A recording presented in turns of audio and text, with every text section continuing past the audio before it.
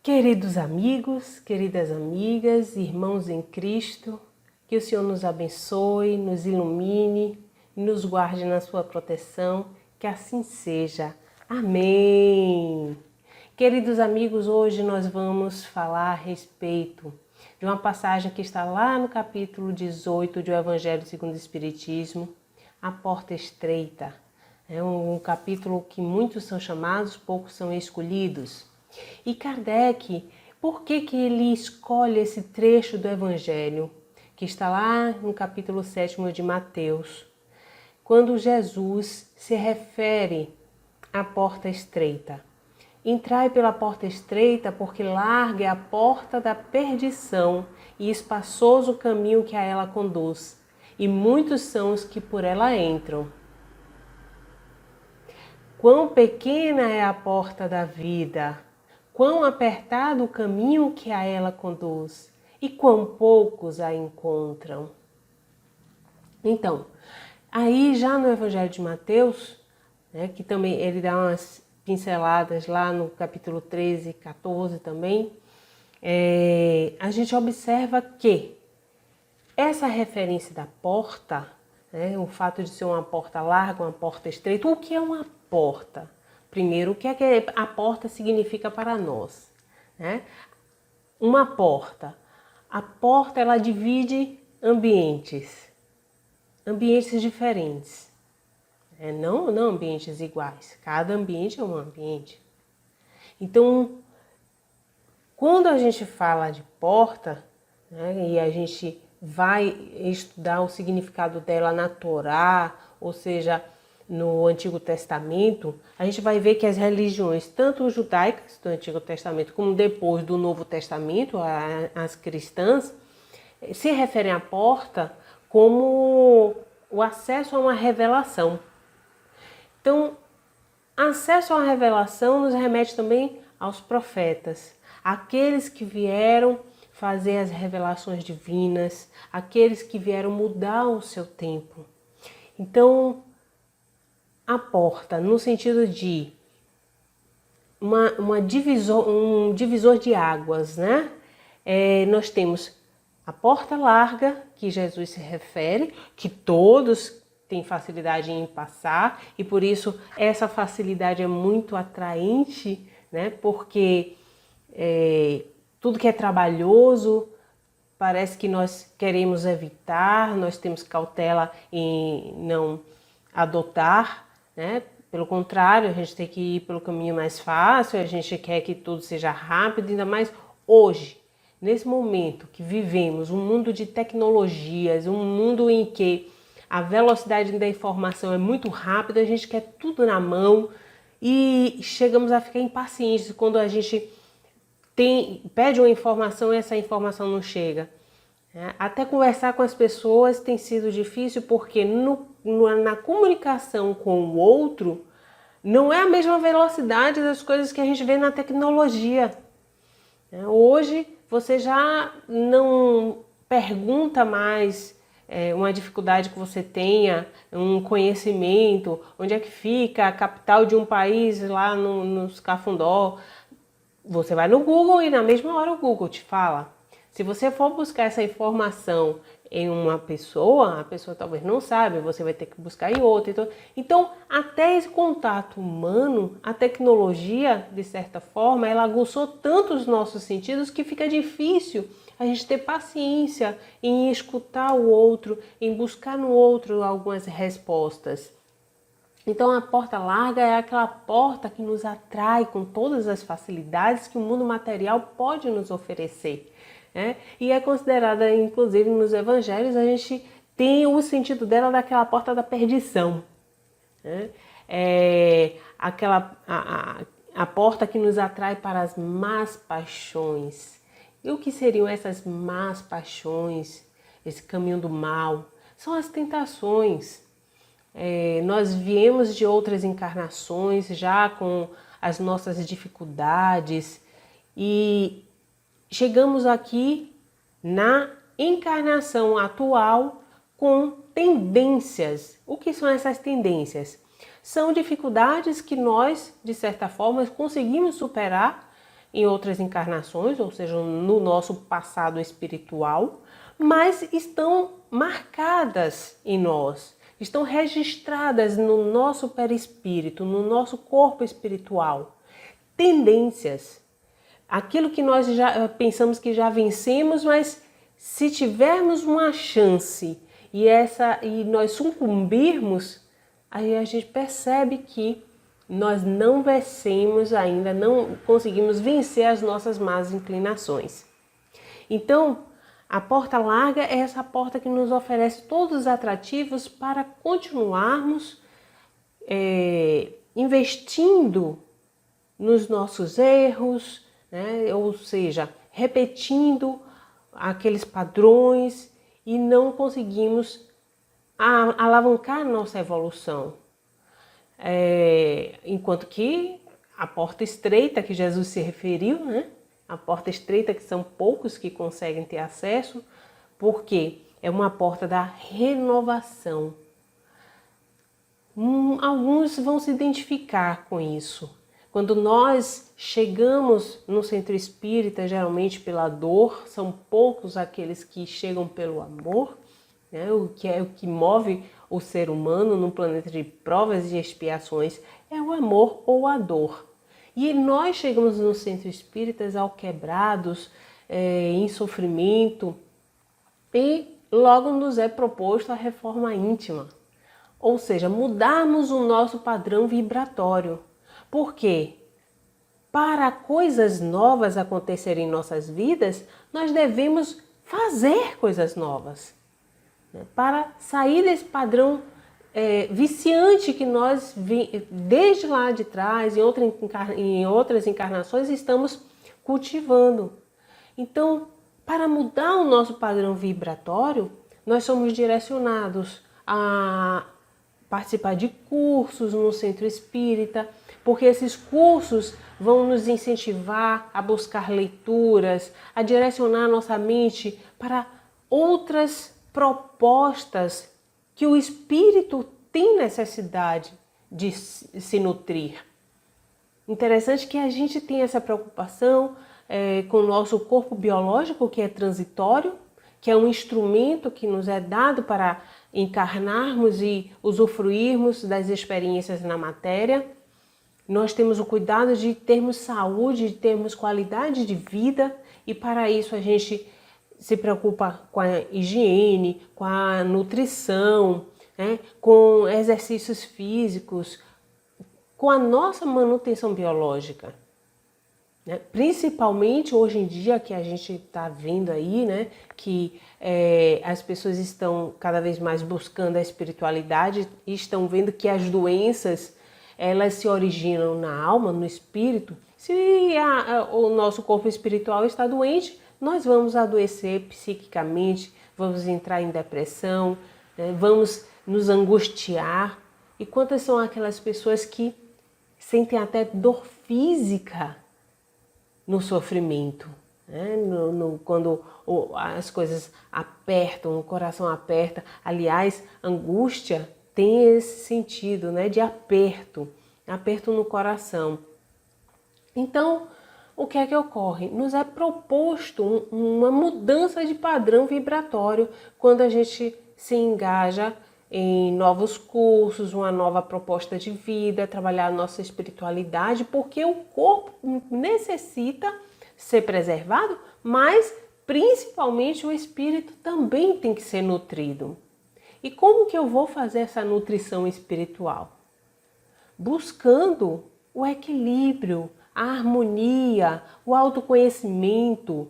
E isso tudo a gente vai desenvolver através de um grande projeto pessoal que se chama Reforma Íntima.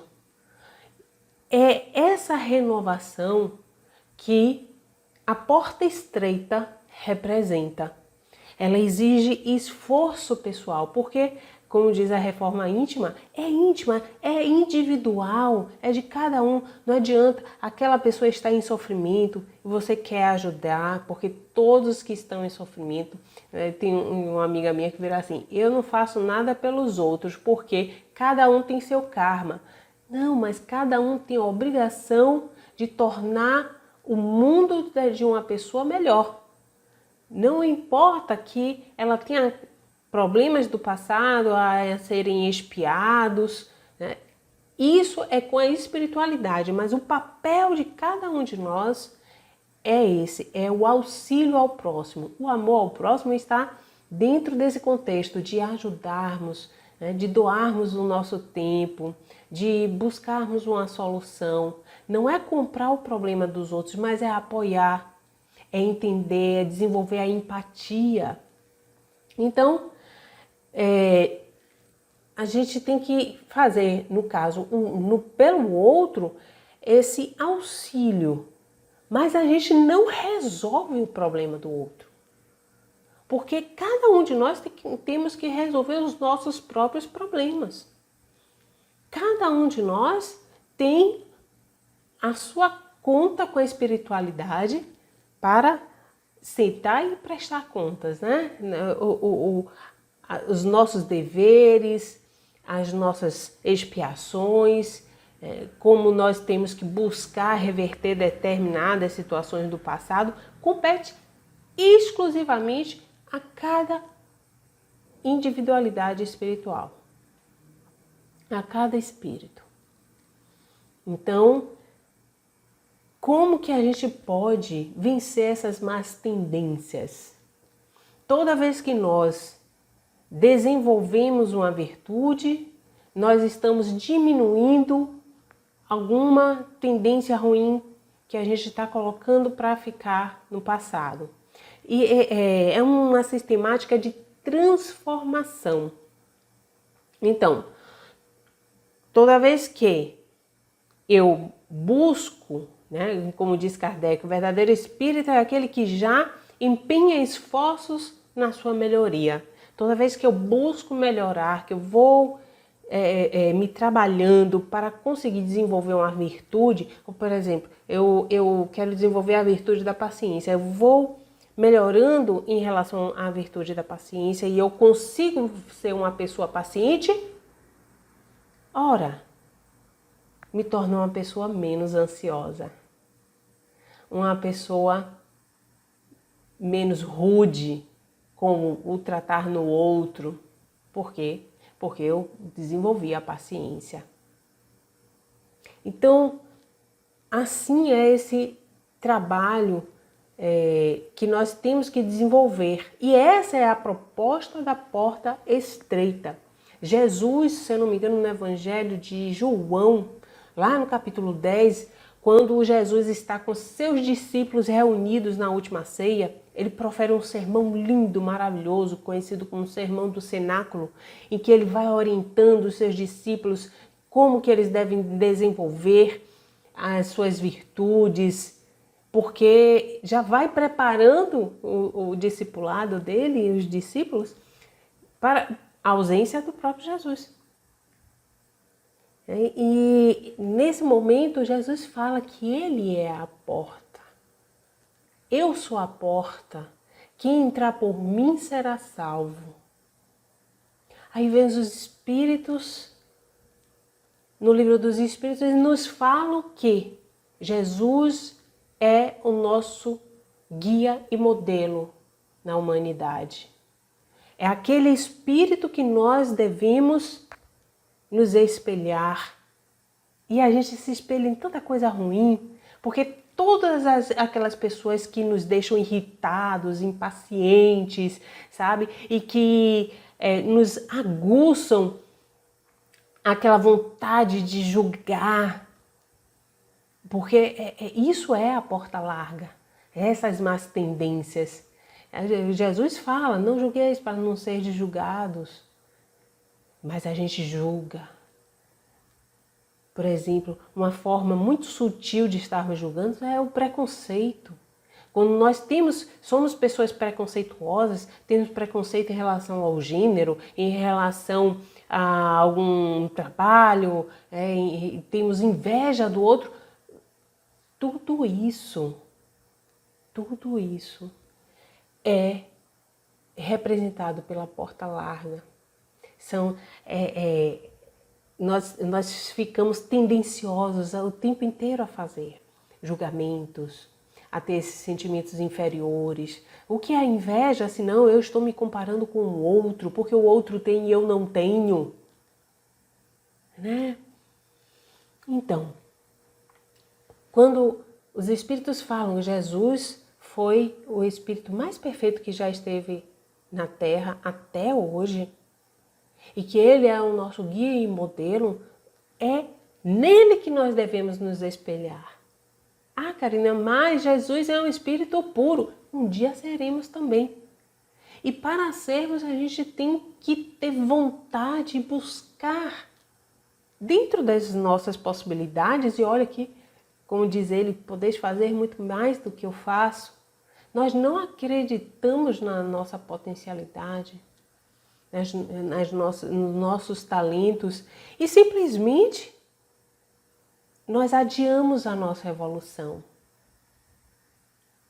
Nós postergamos uma felicidade que é indescritível até pelos próprios espíritos, porque eles dizem que a gente não tem o mínimo de conteúdo intelectual, emocional, psicológico para entender o que seja a felicidade que eles aproveitam, que eles usufruem quando já são um espírito perfeito. Se a gente não tem um mínimo de noção para isso.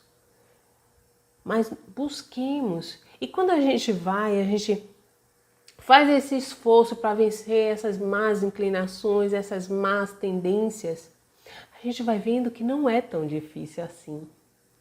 Difícil é tomar a decisão de sermos melhores, de não escolhermos o caminho mais fácil. Quando a gente se engaja nesse projeto de autoamor, porque quando nós nos amamos, né, amar ao próximo como a si mesmo, quando a gente desenvolve esse amor a nós mesmos, está dentro dessa proposta de buscarmos a verdadeira felicidade. A verdadeira felicidade é uma felicidade que, podemos dizer, é eterna. Não é efêmera como esse mundo material. Estamos aqui de passagem.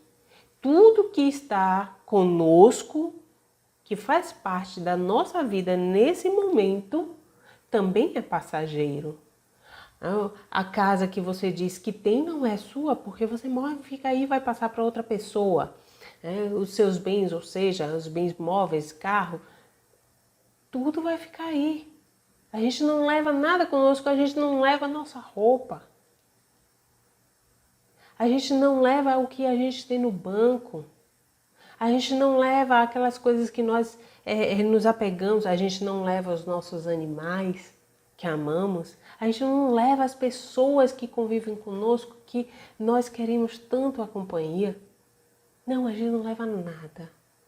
A única bagagem que o espírito leva para a pátria origem dele, que é o mundo espiritual, é o tesouro das nossas virtudes morais. São as nossas conquistas espirituais. Como disse Jesus, esse é o nosso verdadeiro tesouro. Os bens espirituais. Como ele falava, os bens dos céus. Então, a gente tem que, depende de cada um de nós, a gente tem que buscar essa melhoria, essa modificação, essa proposta. E Jesus, quando ele fala, ele se diz ser essa porta lá no Evangelho de João, interessante que ainda nesse mesmo Evangelho, vai chegar um momento que os discípulos vão questionar, quando Jesus começa nesse sermão do cenáculo a falar do fim dos tempos.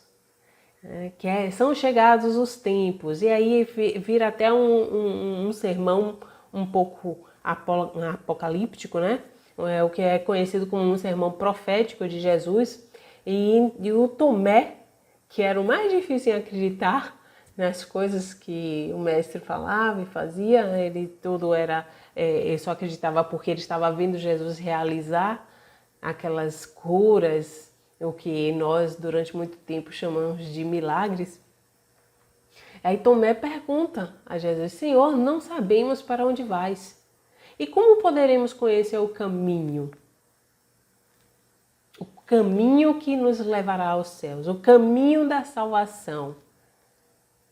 E Jesus responde: Eu sou o caminho, a verdade e a vida, Tomé.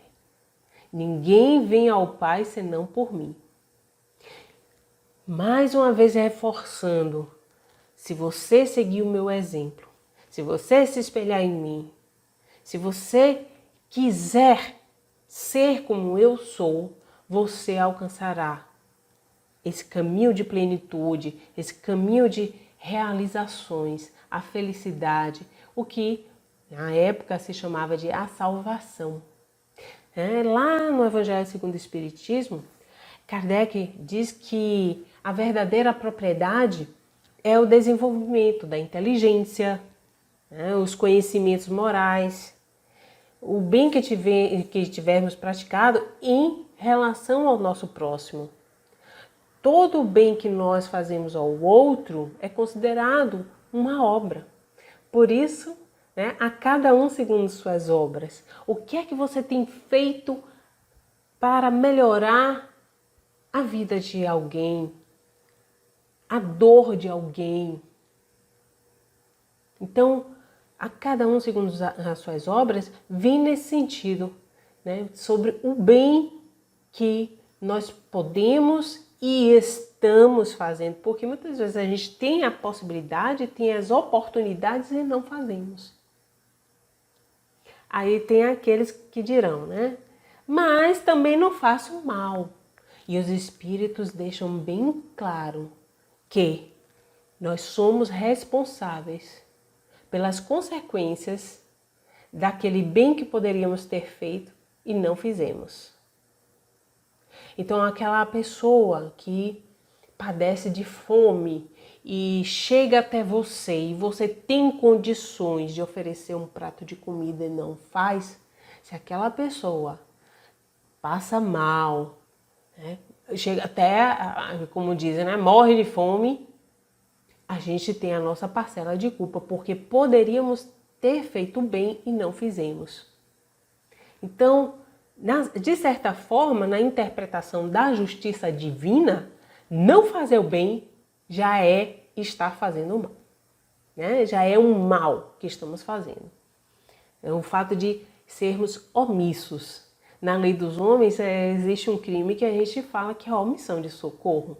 Ou seja, você não faz nada, você não vai lá, não auxilia. Só o fato de você ter visto um acidente, você teria a obrigação de socorrer a pessoa, não é que você tenha causado o acidente. A pessoa vem com um carro, atropela alguém, você vê e pode prestar socorro e não presta socorro, é a omissão de socorro. A justiça divina tem esse mesmo padrão, essa mesma linha de entendimento. Se nós podemos fazer o bem e nós nos omitimos, nós vamos responder pelo que acontecer em relação ao bem que não fizemos e poderíamos ter feito. Meus irmãos, a gente vai ver que essa proposta vem a calhar nesse momento de transição planetária. Nós estamos já no limiar da nossa transição, indo para um mundo de regeneração. Nós ainda esperamos que o próximo século seja um século de grandes mudanças para o bem, onde o bem pelo menos já vai estar mais preponderante do que o mal, porque hoje o mal ele é muito maior do que o bem no planeta de provas e expiações. No de regeneração, o mal ainda vai existir, mas o bem vai começar a prevalecer, porque até lá espíritos muito melhores, já mais melhores no sentido de que já conseguiram, já entenderam essa proposta de buscar evoluir, de se desenvolver nas suas virtudes, ou seja, os espíritos que se engajaram nesse melhoramento, que vão reencarnar, já vão deixar claro essa transformação para todos nós. Já vai refletir nesse espírito reencarnante essa melhora, né? Essa virtuosidade. Lembremos que a gente não pode confundir as nossas qualidades terrenas com as qualidades espirituais. As qualidades morais são as virtudes realmente que nós podemos, em relação ao outro, ajudar, não estou falando materialmente, mas moralmente, quando você auxilia, quando você acolhe alguém que está com problema, quando você é mais paciente, quando você é mais compreensivo, né? Você é mais alegre, é mais confiante, mais positivo, quando você é mais grato. Tudo isso a gente tem que desenvolver potencialmente em nós. E lembrando, por exemplo, de André Luiz, lá no nosso lar, né? André Luiz, ele, enquanto vivia na Terra, ele era um bom espírito. Ele era uma boa pessoa, né? Um bom médico, um pai de família. Entretanto, ele tinha também as suas más inclinações. Poderia ter trabalhado essas más inclinações, mas preferiu a porta larga, a porta das noitadas, que ele ia lá fumar o charuto dele, tomar o uísque, era promíscuo também, tinha os casos fora do casamento. Mas ele, em relação à esposa, o tratamento que ele dava à esposa, ao filho, ele era um bom pai, ele era um bom marido, né? Mas tinha seus deslizes, tinha seus vícios, suas paixões. E aí, quando ele chega no nosso lar, eu acho interessante que ele precisa desenvolver um serviço, quando ele vai até buscar a remuneração de bônus horas, porque com aqueles bônus ele poderia voltar à terra, né, à casa que ele vivia com a esposa e o filho, para visitar a família. Ele queria muito retornar para ver a viúva e o filho. E para isso precisava juntar os bônus horas dele. Então ele tinha que trabalhar. Aí ele vai no gabinete do ministro Clarencio e pede um serviço e eles colocam o André Luiz para trabalhar nas câmaras retificadoras. Era tipo os primeiros socorros de nosso lar em relação aos espíritos que eram resgatados do umbral. Aí André Luiz, nossa, mas eu sou um médico estudado. E o Clarencio diz, André, mas em consequência do seu passado, você não poderá ser médico em nosso lar. Eu sei que você tem, né, seu ótimo currículo, mas aqui em nosso lar, em consequência do seu passado.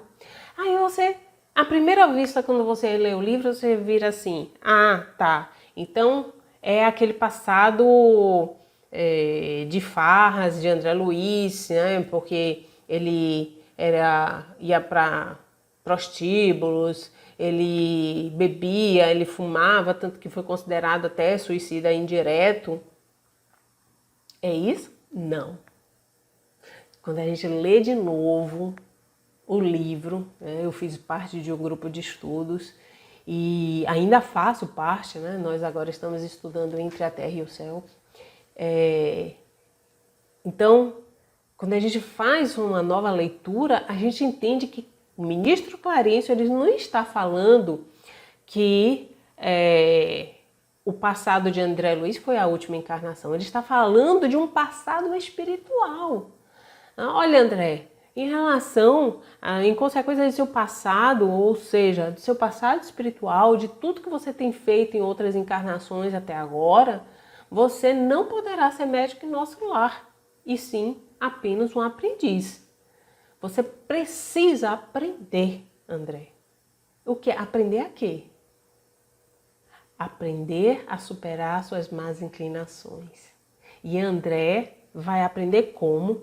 Estagiando através, né, do mundo espiritual, aqui na Terra, em várias situações, e daí começa a série dos livros de André Luiz, A Vida no Mundo Espiritual, Porque André Luiz agora vai virar tipo um repórter do mundo espiritual. Ele vai acompanhar as caravanas, os espíritos mais evoluídos, os mentores, né? E vai aprender com eles. Por isso que é uma série muito rica de exemplos.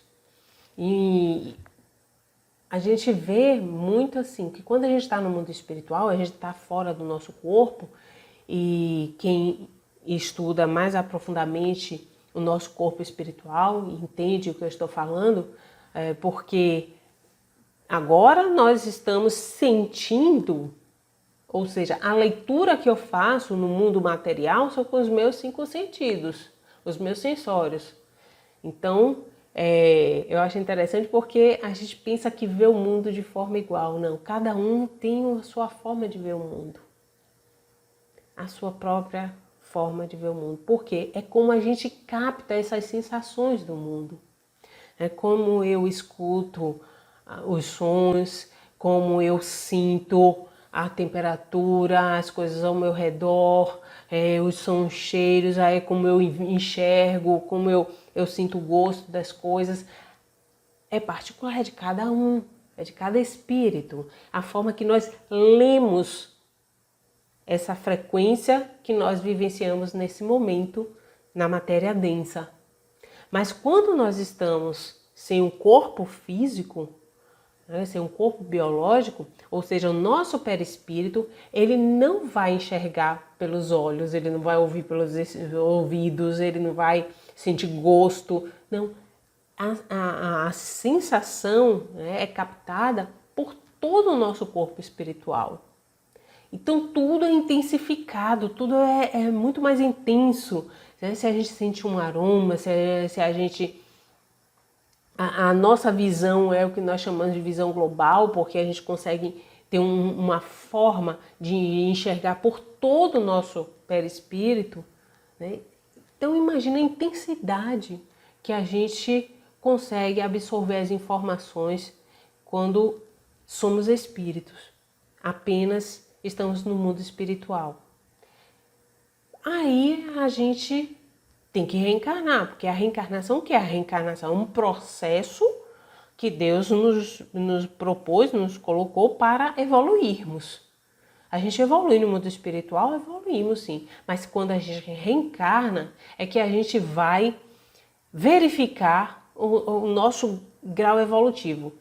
Se realmente, por exemplo, quando a gente está no mundo espiritual é fácil, a gente está entre os espíritos simpáticos, né? Ou seja, aqueles que têm as mesmas afinidades, os mesmos gostos. Como é que a gente vai discutir com um espírito desse? É muito difícil. Mas quando a gente reencarna com aqueles desafetos, aqueles desafios. São aquelas pessoas que vão realmente nos desafiar no sentido de vão nos magoar, aquelas pessoas que vão nos incitar às nossas características que estamos tentando exatamente vencer. Então, se eu quero, como eu dei o exemplo da paciência, se eu quero ser paciente, na encarnação eu vou encontrar alguém que eu vou amar muito, mas vai me torrar a paciência. Então eu vou ter que desenvolver, o fato de eu amar aquela pessoa, querer estar com aquela pessoa, eu vou ter que desenvolver a paciência. Por quê? Compensa, aquela pessoa tem outras virtudes, ela não faz só me deixar impaciente. A impaciência é minha, não é a pessoa que está me deixando impaciente, gente. Sou eu que sou impaciente. As pessoas são espelhos do que nós temos que trabalhar em nós. E interessante que a gente fala, fulano me deixou impaciente, fulano me deixou irritada. Não, você se deixou irritada pelo que fulano falou, pelo que fulano fez. Então tudo isso tem que ser trabalhado quando estamos encarnados. A gente não faz isso no mundo espiritual. Então, a gente faz aqueles planejamentos espirituais maravilhosos, porque a gente percebe, eu acho interessante, tem aquele livro Os Mensageiros, que também é de André Luiz, o Espírito André Luiz, A Vida no Mundo Espiritual. Esse é o livro Depois de Nosso Lar, Os Mensageiros, vem cheio de histórias de espíritos que se propuseram a reencarnar com desafetos, pessoas que deveriam ter dado mais atenção e negligenciaram. E aí, quando reencarna, esquece tudo, vem a porta larga, porque a nossa proposta, o nosso planejamento está na porta estreita. Mas a gente vê aquela porta larga, né? Com aquele leque de opções maravilhosas que a gente pode usufruir, mas, claro, são felicidades momentâneas. E aquela porta estreita que está no nosso planejamento, que é o que vai nos levar a uma felicidade, né, imensurável, nós negligenciamos, deixamos de lado. Então, antes de nós virmos ao mundo, nós reencarnarmos, a gente faz esses pedidos maravilhosos. Mas, infelizmente, quando a gente está por aqui, tudo fica mais difícil. Tem um dos casos que eu falei lá no livro Os Mensageiros, que é de um espírito chamado Alberto Nogueira. Alberto, ele, antes de reencarnar, aliás, não é nem no livro de André Luiz, é num livro de Humberto de Campos, se eu não me engano, Instante da Vida. Tem o relato até de Marilyn Monroe, né? Pois é, nessa obra Instante da Vida, Humberto de Campos, ele fala que o Alberto Nogueira, ele queria reencarnar com lepra, ser abandonado pela família, pelos entes queridos, ficar lá ao relento, na penúria, ia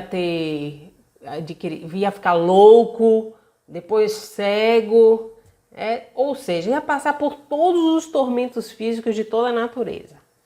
Aí ele pede isso no planejamento reencarnatório dele. E no setor da reencarnação, no Ministério da Reencarnação, dá um despacho lá dizendo, tá, tudo bem, você quer tudo isso? Então você vai ser médium espírita.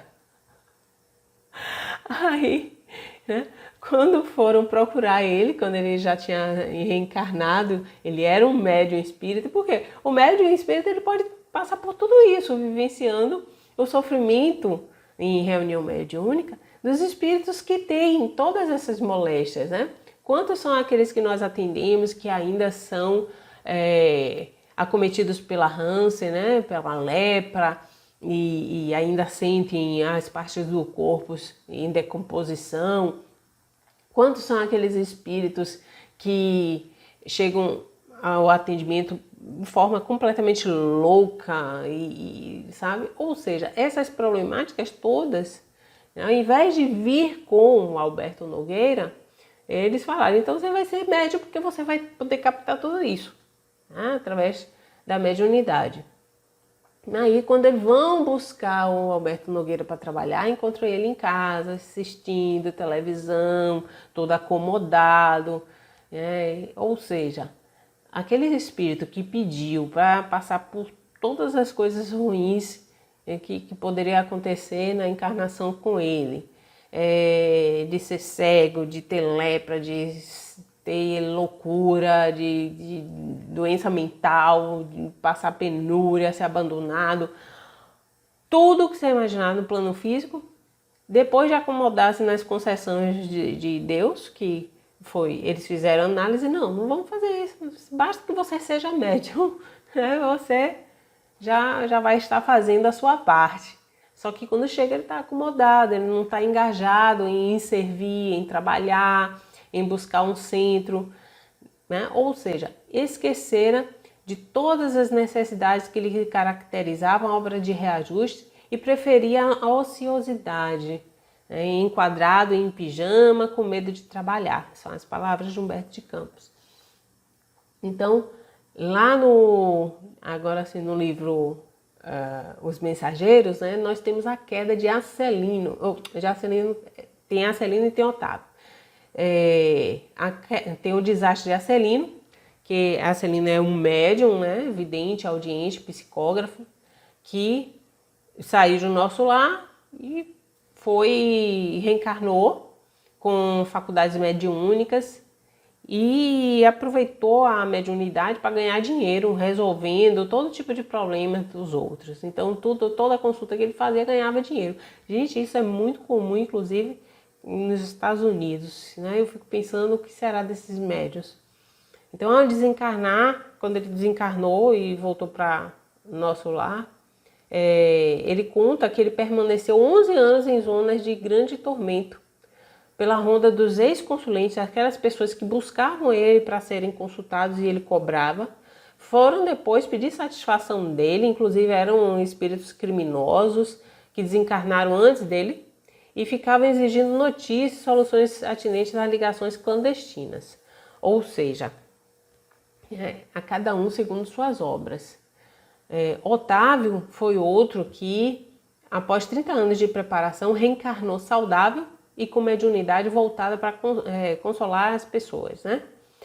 Deveria manter-se solteiro e amparar 6 amigos que o ajudaram em nosso lar, ou seja, 6 espíritos que conviviam com ele na colônia Nosso Lar, combinaram que ele reencarnaria e depois esses 6 espíritos reencarnavam também e estariam mais tarde, de alguma forma, seriam reunidos para que o Otávio o amparassem eles. Aí acontece que todo mundo reencarna. Aos 19 anos, o Otávio inicia desvairados abusos das faculdades mediúnicas. Aí procura um médico. Acaba ficando órfão, o pai morre, né? E aí, depois que o pai morre, ele desampara aqueles amigos pequeninos, órfãos como ele. Ou seja, o pai, ele tem um segundo casamento, né? E desse segundo casamento provém esses 6 filhos do segundo casamento. Quando o pai morre, o Otávio ele teria que auxiliar, amparar esses 6 espíritos, ou seja, esses 6 meio-irmãozinhos dele, né? E ao invés de fazer isso, ele acaba se envolvendo com a mulher, casa com uma mulher lá e acaba tendo um filho. E tanto a esposa dele como o filho que ele tem com essa mulher ficam infernizando ele, atormentando ele mesmo. E acaba que ele envereda para a bebida e morre como alcoólatra, né? Morre com sífilis aos 40 anos, sem construir coisa alguma no terreno do bem. Ou seja, todo aquele projeto que ele teve espiritual, de reencarnatório, de reencarnar, de mais tarde auxiliar esses 6 irmãos. E olha aqui, eu estava lendo o livro Nossos Filhos São Espíritos, de Hermínio Corrêa de Miranda. Ele fala exatamente isso, que muitas vezes a paternidade, a maternidade, ela ocorre sem o envolvimento biológico nosso. É aquele indivíduo que chega até você para que você ampare, é aquele primo do interior que chega para estudar na capital e você acolhe e coloca dentro do seu lar, na sua família, trata como se fosse um próprio filho e vira realmente... É aquele garoto que é abandonado e de certa forma você busca uma adoção. Então, são espíritos que estavam já planejados para que a gente tivesse a oportunidade de desenvolvermos a missão da maternidade e da paternidade. E foi o caso de Otávio, e ele negligenciou isso. Ao invés dele acolher os 6 irmãozinhos por parte de pai e amparar esses irmãozinhos, que eram espíritos amigos dele do nosso lar, ele se envereda num romance muito desequilibrado, a mulher engravida, ele tem que casar e acaba que os piores inimigos dele era justamente a esposa e o filhinho que ele teve. Então, meus amigos, esforcemos para vencer essas má tendências que hoje a gente observa através do autoconhecimento, né? Devemos trabalhar o autoconhecimento a cada dia, como dizia Santo Agostinho, a cada noite, né? Ao final do dia, nós passemos o que nós fizemos durante o dia, qual foi o nosso comportamento, o que é que podemos melhorar, quais são os desafios que podemos nos engajar. E olha que eu costumo dizer que quando nós ficamos acomodados, vem a determinada situação que nos força a sair da ociosidade e nós temos que aceitar esses desafios com alegria no coração. É muito difícil a gente falar para uma pessoa que está enfrentando um momento com uma grave doença e falar, olha, mas isso é bom para você. Não, tudo é bom para nós porque estamos aqui de passagem na Terra. Tudo é aprendizado. E nada nos ocorre sem que nós, em algum momento nas nossas encarnações, tenhamos semeado. Então, a gente não pode dizer aquele questionamento que a gente sempre faz, né? Como que isso aconteceu comigo, meu Deus? Aconteceu porque em algum momento, em nossas encarnações, nós plantamos algo que a consequência é essa agora. É porque nós somos tão imediatistas que nós buscamos as respostas do que fazemos aqui amanhã. A gente quer que amanhã a resposta já esteja conosco. Então, a ideia que se faz é que tudo que eu estou fazendo de forma equivocada nesse momento, na próxima encarnação eu vou responder. Não necessariamente. Pode ser que eu só vá ajustar uma situação que eu criei agora. Eu só vinha ajustar daqui a 7 encarnações lá para frente. Já pensou? Tá pensando que é fácil a gente encontrar um desafeto? A gente reencarna e a pessoa não reencarnou, depois a gente desencarna e ela reencarnou e a gente fica com essa pendência. Não é logo na próxima encarnação que a gente faz esses ajustes. Então, nos esforcemos nesse momento para vencer as nossas más tendências, um momento muito delicado que a gente está vendo aí, um mundo em transformação. As pessoas estão muito pessimistas, dizendo, nossa, se a gente estava buscando uma transição planetária para um mundo de regeneração e a gente parece que o mundo está ficando pior. Não, o mundo não está ficando pior. Mas todas as vezes que eu vou modificar um ambiente e aí eu sacudo a poeira, a coisa fica feia. E depois a gente vai e rearruma a casa. E esse é o momento que a gente está sacudindo a poeira na Terra, ou seja, então, estamos passando realmente por essa transformação, os espíritos estão se revelando na sua essência, alguns já estão despertando para o lado espiritual. Nunca vi tanta gente se espiritualizando como hoje em dia, até quando a gente vê os preconceitos cada vez mais combatidos em relação a todos nós na humanidade. Até pouco tempo atrás o espírita era perseguido, e hoje o espírita é um exemplo de ser humano, o bom espírita, como diz o Evangelho segundo o Espiritismo, é um exemplo de ser humano, aquele espírita que realmente está, que deixou que o Espiritismo entrasse em seu coração e que busca realmente atender essa proposta de renovação cristã, das morais, de moral do Cristo em nós, ou seja, aquele reviver o cristianismo dos primórdios, da época realmente que Jesus estava com os seus discípulos. Então, façamos esse esforço individual, não fiquemos tão preocupados com a vida alheia.